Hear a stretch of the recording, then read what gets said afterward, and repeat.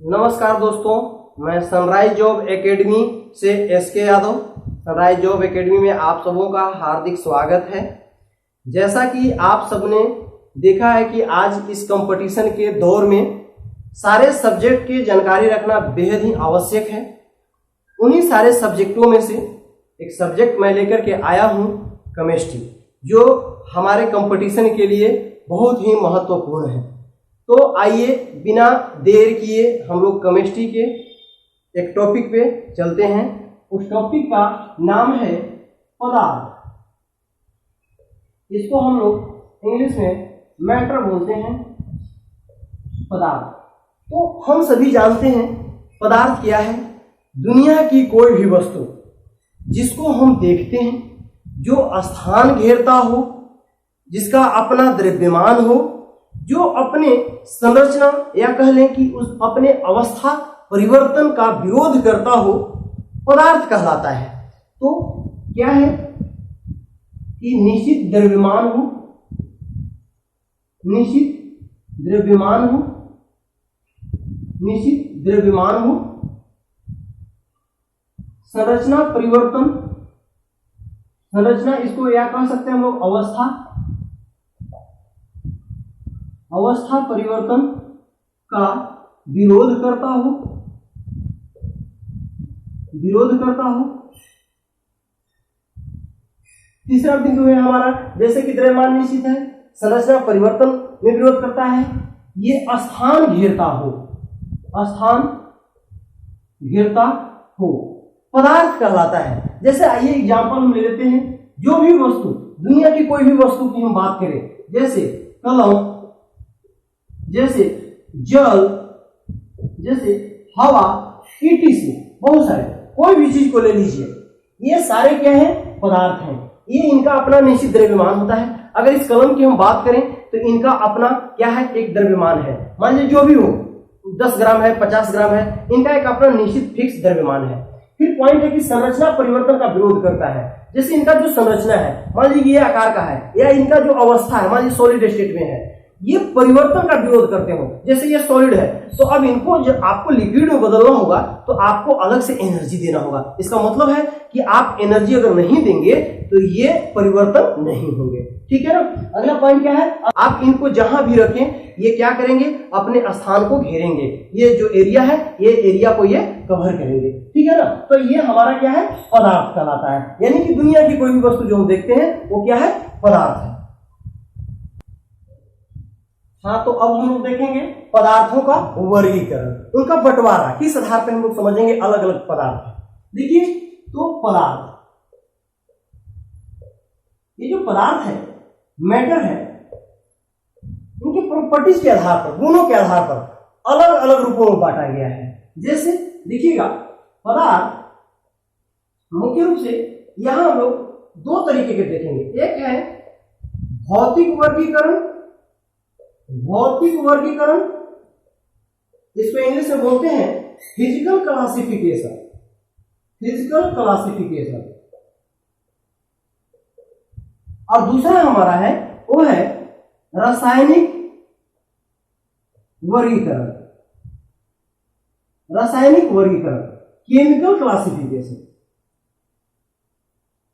Chemical classification, chemical classification. अब भौतिक वर्गीकरण में जो हमारा है, वो मुख्य रूप से 3 बिंदु को देखना है। मुख्य रूप से भौतिक वर्गीकरण में पहला बिंदु जो हमारा है वो है ठोस। पहला बिंदु जो है वो है ठोस, जिसको हम लोग इंग्लिश में सॉलिड बोलते हैं। दूसरा बिंदु जो है वो है द्रव, जिसको हम लोग लिक्विड बोलते हैं। और तीसरा जो है वो है गैस। ये हम लोग जनरली सब कोई जानते हैं, लेकिन प्रश्न जो आपको पूछता है वो हमारा है चौथा बिंदु से। जो चौथा हमारा अवस्था है, भौतिक अवस्था जो है, वो है प्लाज्मा, वो है प्लाज्मा, जो अधिकतर एग्जाम में पूछे जाते हैं। इसको इंग्लिश में प्लाज्मा बोलते हैं। और पांचवा जो बिंदु हमारा है वो है Bose-Einstein, Bose-Einstein condensate, condensate, Bose-Einstein condensate.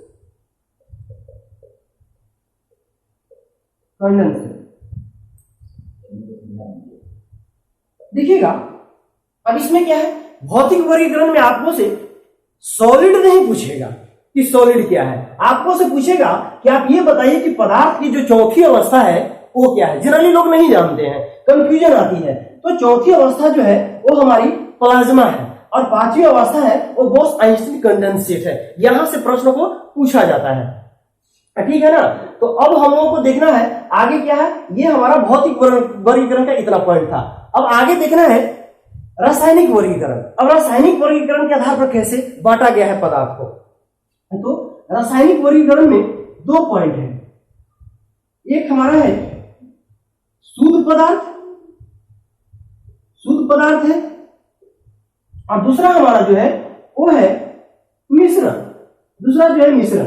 शुद्ध पदार्थ प्योर सब्सटेंस जिसको बोलते हैं हम लोग, प्योर सब्सटेंस, और इसको बोलते हैं हम लोग मिक्सचर।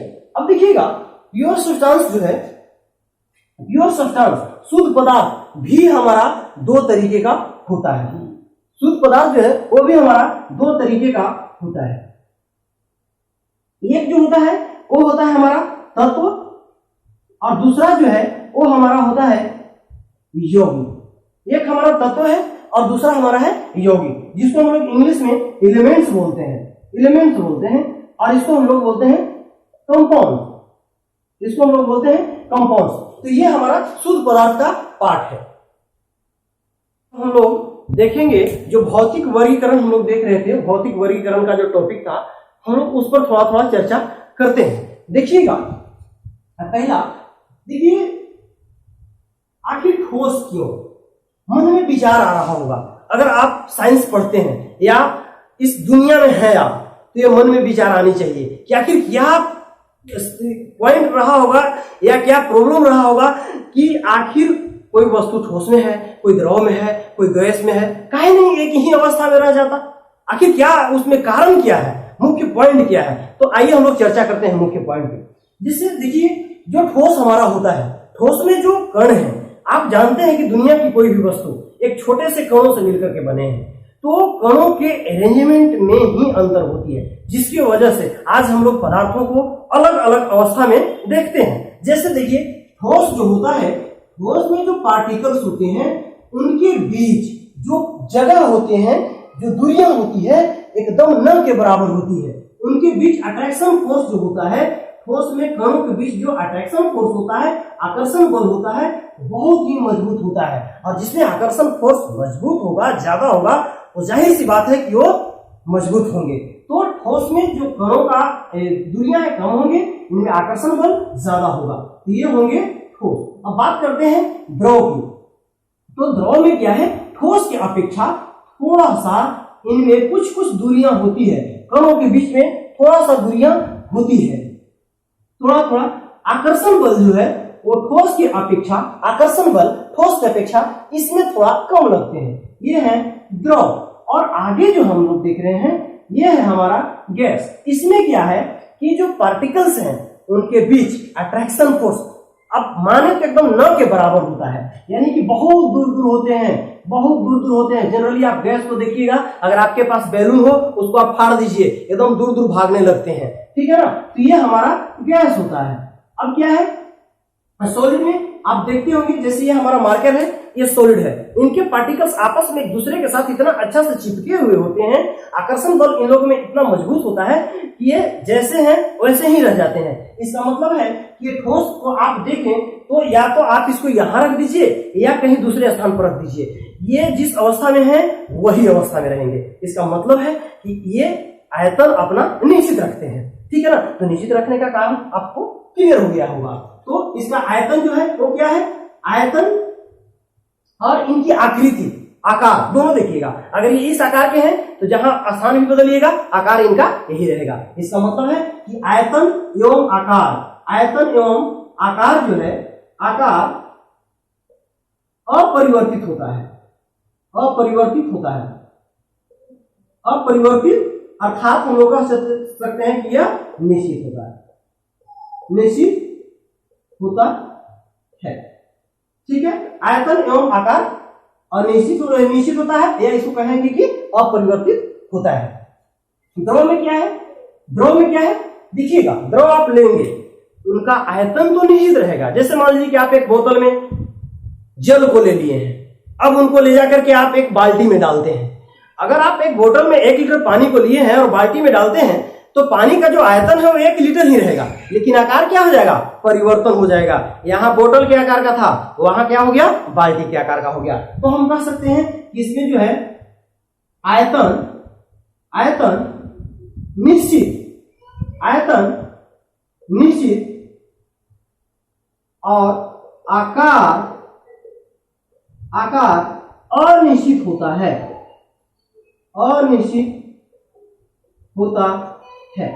अब बात करें हम गैस की। अब गैस को कभी आप देख लीजिए, गैस क्या है? आप उनको गुब्बारा में रखे हैं, गुब्बारा को फोड़ दीजिए, पता चलेगा कि वो अपना मैक्सिमम आयतन को कवर कर लिया, उसका कोई निश्चित आयतन ही नहीं है। या मान के चलिए कि आपके पास एक गुब्बारा में गैस है या एक सिलेंडर में गैस है, उसको गुब्बारा में ले जाकर डाल रहे हैं, तो वहां क्या करेगा? अगर आप सिलेंडर से डाल रहे हैं तो वहां गैस जो होता है वो सिलेंडर के आकार का होता है, और उसका आयतन जो होता है वो सिलेंडर का जितना आयतन होता है उतना आयतन में सीमित रहेगा। अब आप वहां ले जाइएगा, गुब्बारा में डाल दीजिएगा, तो वहां आकार वो गुब्बारा का आकार का हो जाएगा और आयतन भी गुब्बारा के जैसा ले लेगा। मतलब कि आकार और आयतन दोनों जो है वो क्या हो जाएगा? अनिश्चित होता है। तो हम इसमें लिख सकते हैं कि आयतन एवं आकार दोनों अनिश्चित होते हैं। ये हमारा मुख्य बिंदु हो गया ठोस, द्रव और गैस का। अब हम लोग देखेंगे एग्जाम्पल क्या है। एग्जाम्पल ये सब कुछ जानते हैं, नया कुछ नहीं है, ठोस, द्रव, गैस नया कुछ भी नहीं है। क्या हो गया? जैसे कलम, जैसे हम लोग बात करें बेंच, ईटीसी, बहुत सारी चीजें सॉलिड है। द्रव में क्या है? एग्जाम्पल जैसे तेल, जल, बहुत सारा चीज है, क्या है? द्रव अवस्था में होते हैं। आगे क्या है? गैस, जैसे CO2 के नाम आपने जाना होगा, CO2, H2, ETC, ये सारे क्या है? गैस है। तो ये हमारा क्या हो गया? ठोस, द्रव और गैस। तो मुख्य जो पॉइंट है, मुख्य जो बिंदु है जहां से प्रश्न पूछता है, आइए ये हमारा है चौथी अवस्था है जहां से प्रश्न को पूछता है। इसको हम लोग बोलते हैं प्लाज्मा, इंग्लिश में बोलते हैं प्लाज्मा ना। तो ये जो प्लाज्मा है, ये जो हमारा प्लाज्मा है, ये क्या है? आखिर मन में आ रहा होगा कि आखिर ये कौन अवस्था है? मन में आ रहा होगा ना। तो देखिए बॉस, हम लोग जनरली इसको सामान्य जीवन में नहीं देख पाते हैं, इसलिए इमेजिन नहीं कर पाते हैं और याद नहीं रख पाते हैं। तो देखिएगा, ये जो प्लाज्मा है ये पदार्थ की चौथी अवस्था होती है। यहां से प्रश्न बहुत पूछता है कि पदार्थ की चौथी अवस्था जो है वो कौन सी अवस्था है। तो ये प्लाज्मा जो है ना, ये बहुत ही उत्तेजित अवस्था होती है। ये बहुत उत्तेजित अवस्था होती है, उत्तेजित एवं ऊर्जावान होती है, ऊर्जावान अवस्था होती है। ठीक है ना। ये कब होता है? ये जब कोई भी पदार्थ है वो जब आयनीकृत गैस के रूप में होते हैं। ये आयनीकृत गैस के रूप में होते हैं, गैस के रूप में, आयनीकृत गैस के रूप में। जैसे मन में आ रहा होगा, जैसे एक बात, ये हमारे पास सॉलिड है, अब इसको हम लोग को क्या करना है? गैस में बदलना है। अभी चर्चा करेंगे कैसे होता है। देखिए, आप ताप और दाब में परिवर्तन करके अवस्था को परिवर्तन कर सकते हैं। तो जब सॉलिड होगा, अगर आपको इसको गैस बनाना होगा तो ये डायरेक्ट गैस नहीं बनेगा। ठीक है ना। ये क्या होगा? सॉलिड जो है से पहले लिक्विड में बदलेगा और तब फिर गैस में बदलेगा। और तब क्या होता है? सॉलिड लिक्विड में बदलेगा, फिर लिक्विड गैस में बदलेगा, और फिर और हीट अगर दीजिएगा तो गैस से क्या होते हैं? इलेक्ट्रॉन्स निकल जाते हैं। गैस से जो है इलेक्ट्रॉन्स निकल जाते हैं, तब उस अवस्था को जहां से ये सॉलिड है, मान लीजिए सॉलिड से लिक्विड बदल रहा है और लिक्विड से गैस बदल रहा है। अब गैस बदलने के बाद यहां से और हीट अगर आप देते हैं, यहां से आप जानते हैं कि परमाणु में इलेक्ट्रॉन्स होते हैं, इलेक्ट्रॉन यहां से निकल जाएंगे। जब इलेक्ट्रॉन निकलेंगे तो ये एटम जो होगा प्लस में हो जाएगा और इलेक्ट्रॉन माइनस में। तो ऐसी स्थिति को, ऐसी अवस्था को हम लोग बोलते हैं कि यह आयनीकृत हो गया। तो उस अवस्था को हम लोग बोलते हैं, यही प्लाज्मा अवस्था है। वो क्या होता है, उत्तेजित अवस्था में होता है। अब बताइए, बेचारा सॉलिड था, उसको ले जाकर के आप गैस में करके इलेक्ट्रॉन्स निकालिए, मतलब वो पूरा हाई एनर्जी में हो गया। तो हम कहते हैं उत्तेजित अवस्था एवं ऊर्जावान की अवस्था होती है। यही अवस्था जो है वो क्या होती है, प्लाज्मा की अवस्था होती है। तो आपसे प्रश्न पूछती है कि पदार्थ की चौथी अवस्था कौन सी होती है, तो प्लाज्मा। वो कौन सी रूप में होती है, तो आपको बताना होगा कि आयनीकृत गैस के रूप में होता है। ऑप्शन आपको दे देगा, गैस भी दे देगा, ठोस द्रव भी दे देगा, और एक ऑप्शन रहेगा आयनीकृत गैस। तो आपको दे देगा कि ये आपको बताना है कि आयनीकृत गैस के रूप में होते हैं। यहां से प्रश्न ये भी पूछ सकता है कि पदार्थ की वह कौन सी अवस्था है जो अधिक उत्तेजित एवं ऊर्जावान होती है, तो आपको बताना होगा कि ये प्लाज्मा है। ये हमारा चौथा अवस्था है। अब देखेंगे हम लोग पदार्थ की जो पांचवी अवस्था है, बोस-आइंस्टीन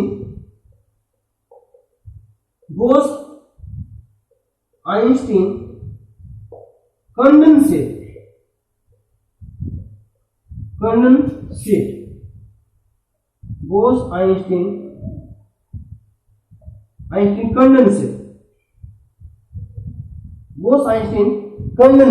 बोस-आइंस्टीन कंडेंसेट हम लोगों को देखना है। तो ये जो है दोस्तों, ये पदार्थ की पांचवी अवस्था है, बोस-आइंस्टीन कंडेंसेट। तो मन में आ रहा होगा क्या कि वो तो समझ में आ गया कि गैसीय अवस्था में एकदम लास्ट कंडीशन में हो, आयनीकृत अवस्था में हो तो हम लोग प्लाज्मा बनेंगे। अब बोस-आइंस्टीन कब होता है, तो देखिए, जब कोई भी पदार्थ हमारे पास हो और वो पदार्थ को देखना होता है कि 0 डिग्री टेम्परेचर पर वो कौन से अवस्था में है, तो हम लोग उसको बोलते हैं कि बोस-आइंस्टीन जो है कंडेंसेट है। ठीक है ना।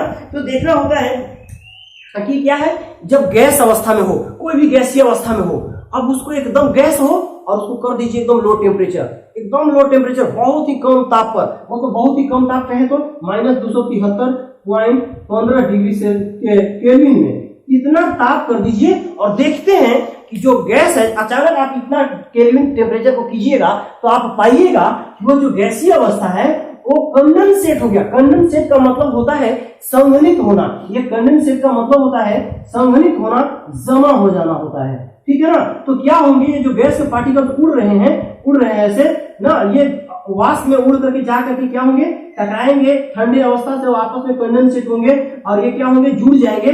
और ये जो अवस्था होगी, उस समय जो अवस्था होगी, उस अवस्था को ही हम लोग बोलते हैं बोस-आइंस्टीन कंडेंसेट। ठीक है ना। बोस-आइंस्टीन ने इसको 1920 ईस्वी में खोज किया था। तो आपको प्रश्न पूछता है कि पदार्थ की पांचवी अवस्था कौन सी है, तो आपको बताना होगा कि पदार्थ की पांचवी अवस्था बोस-आइंस्टीन कंडेंसेट है ना। तो ये कब होता है, तो गैसीय अवस्था को जब हम लोग एकदम कम ताप पर करते हैं। ठीक है ना। गैस जब कम ताप पर हो, कम ताप पर